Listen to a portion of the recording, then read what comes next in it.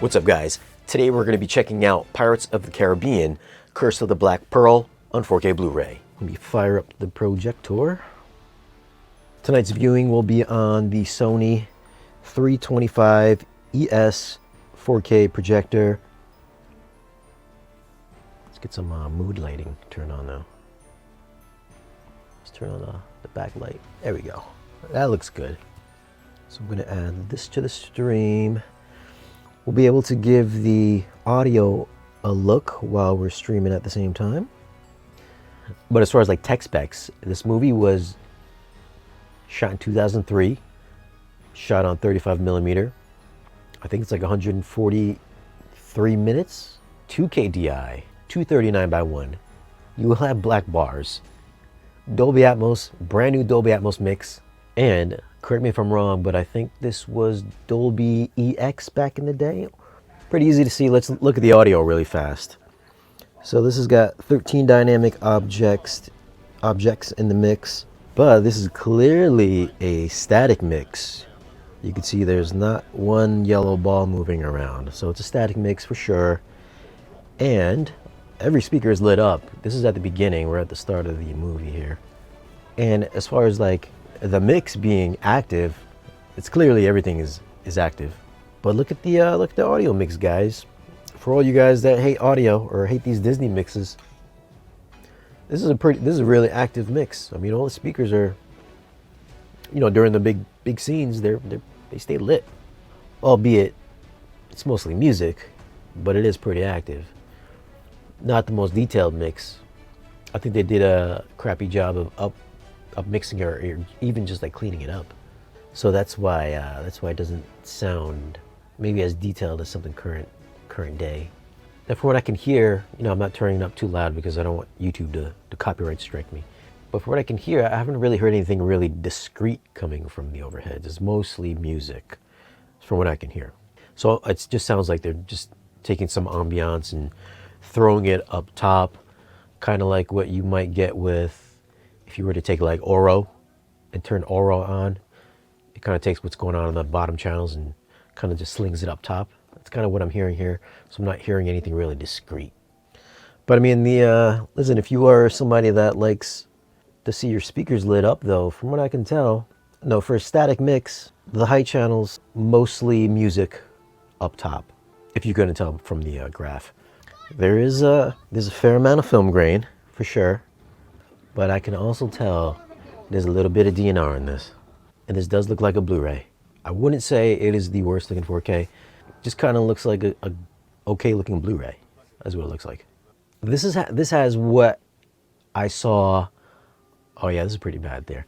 This is what I saw exactly on the Lord of the Rings trilogy or transfers. When the people are static and they're not really moving, there's actually some pretty good detail there. But the minute they start to move, you get some of that motion smearing.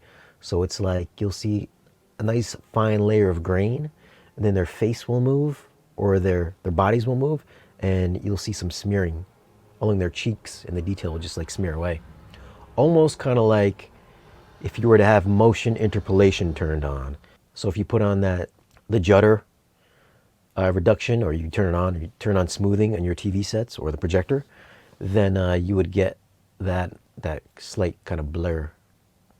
And this scene's got a bunch of blur actually, where Elizabeth is coming out of bed and it's dark.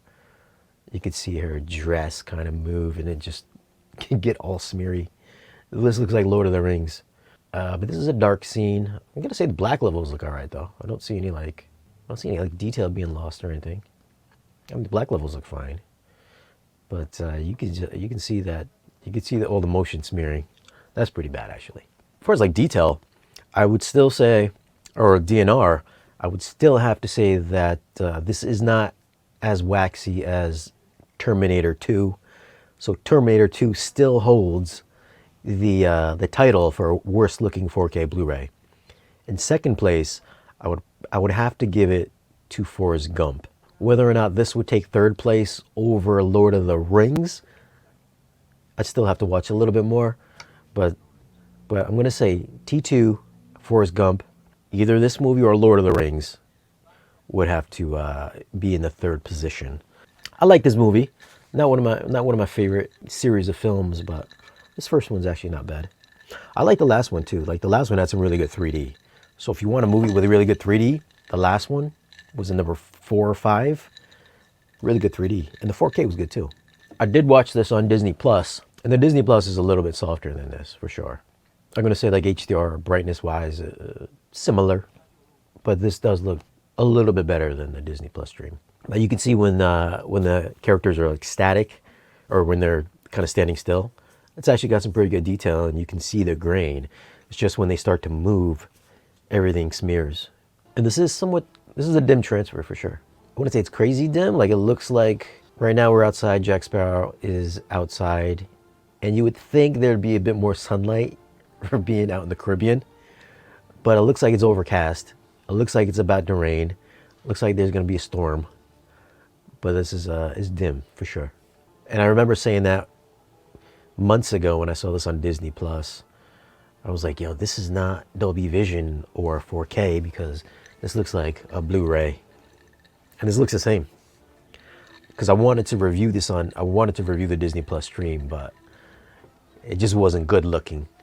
That's why I kind of skipped it. But this doesn't look that different from what I saw on the stream. Dim, very dim. You would think the skyline shots would be more colorful too, but they're not. Man, would I say it's slightly better than the Blu-ray? I would say maybe marginally better than the Blu-ray in certain respects. A little bit more detail here and there. But the motion smearing definitely gets it. And it is kind of dim. It is a bit of a dim transfer. The whole thing just looks like it's overcast. Looks like it's about to rain the entire time. But I mean, the blacks look fine. Good contrast. Obviously, it's a dark scene, so the HDR isn't like, isn't going to be popping or anything like that. As far as being colorful, having that HDR pop and vividness, does not have any of that in this. The colors are a bit dull, natural yet understated. Detail, if there's nothing moving, as good as a Blu-ray would look.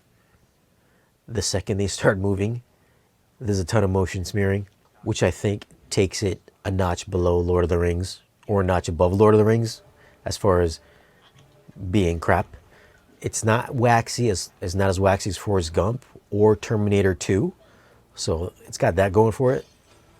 There is a bit of grain in it, but when the camera moves, then the grain disappears and turns into smudge. So if I was going to give it a rating, I would have to say I would give it a 5.5. So 5.5 for video quality. Audio quality wise, I'm still a fan of the music.